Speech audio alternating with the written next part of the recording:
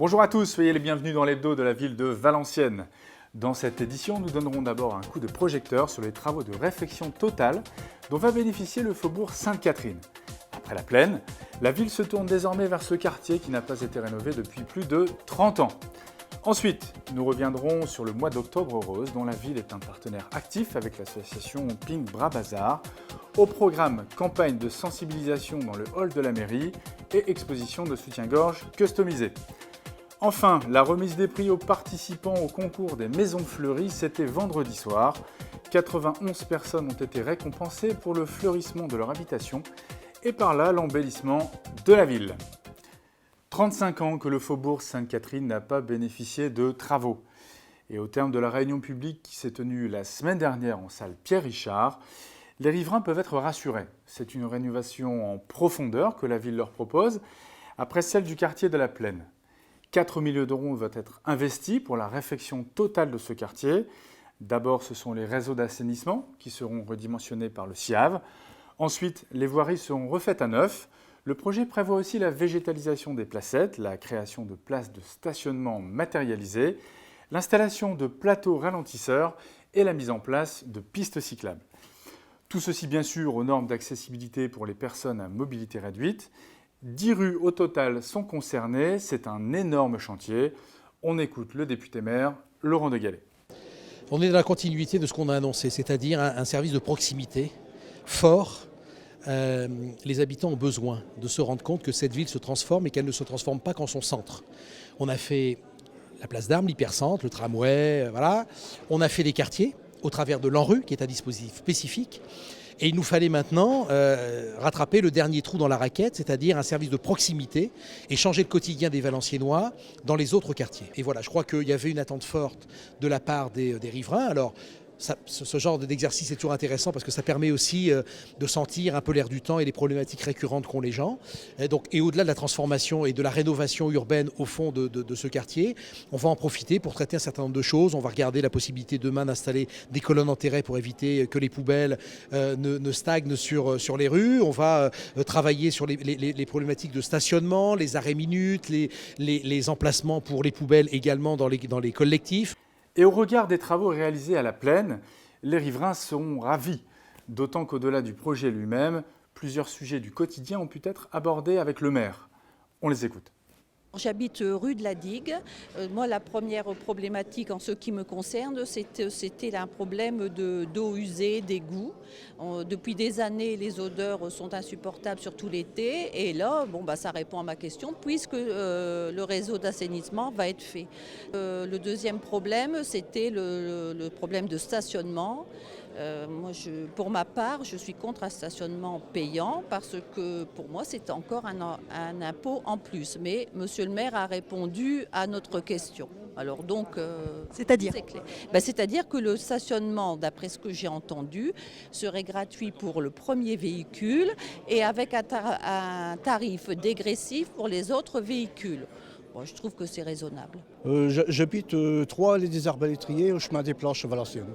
C'est surtout le stationnement. Parce qu'il y a des gens qui viennent travailler ou ils vont faire leurs courses et ils se garent dans la rue parce que c'est gratuit. Donc nous, quand on va faire des courses ou qu'on revient, on n'a plus de place, quoi. Donc là, est-ce qu'on a répondu à vos questions? Ah oui, ce sera mieux.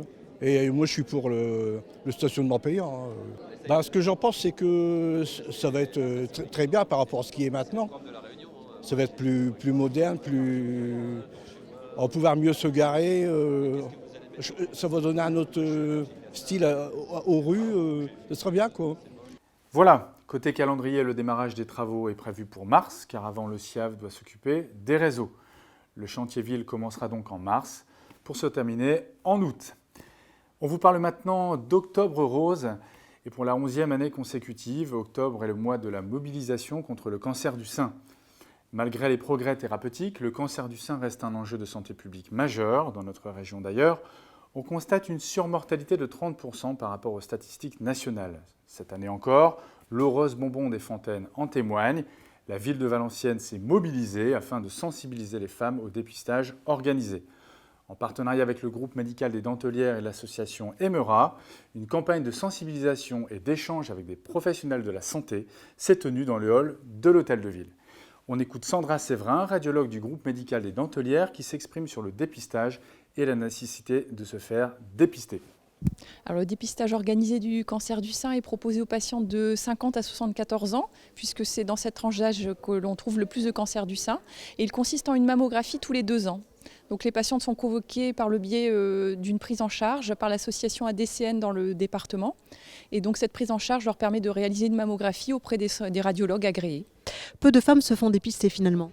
Oui, le nombre de patientes qui se font dépister est insuffisant et malheureusement le cancer du sein est là, dépisté ou non, et il est malheureusement diagnostiqué régulièrement trop tard ou à un stade déjà avancé.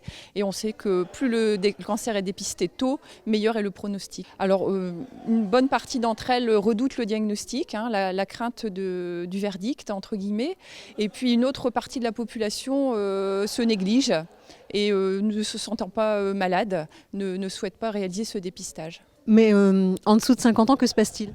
Alors, avant 50 ans, on peut également réaliser un dépistage que l'on appelle dépistage mammographique individuel.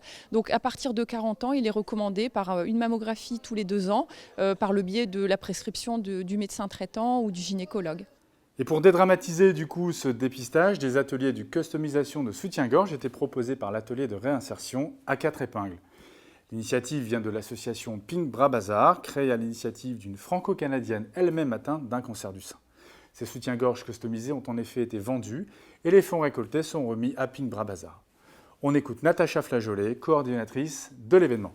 Son but premier est donc en fait de vraiment véhiculer l'information sur l'éducation à la santé du sein et dès le plus jeune âge, donc chez les jeunes filles, en les incitant à l'autopalpation, en les incitant à porter le soutien-gorge correctement, ni trop serré, ni trop grand, mais de manière ludique et pédagogique, en créant les ateliers de customisation de soutien-gorge. Ça permet de rassembler à la fois les mamans et les filles, ça crée un échange qui est un peu libérateur. C'est-à-dire que par la customisation de soutien-gorge, on désacralise un peu la mammographie et tout ce qu'il y a autour et les gens en discutent librement et sans tabou. Pour terminer, on revoit les images des fontaines, toutes roses, qui en ont interpellé plus d'un. Chaque année, les habitants de Valenciennes ont la possibilité de participer au concours des maisons fleuries organisé par la ville et son service cadre de vie. Chaque année, c'est un succès car les Valenciennois poursuivent l'embellissement initié par la ville en fleurissant leur habitation.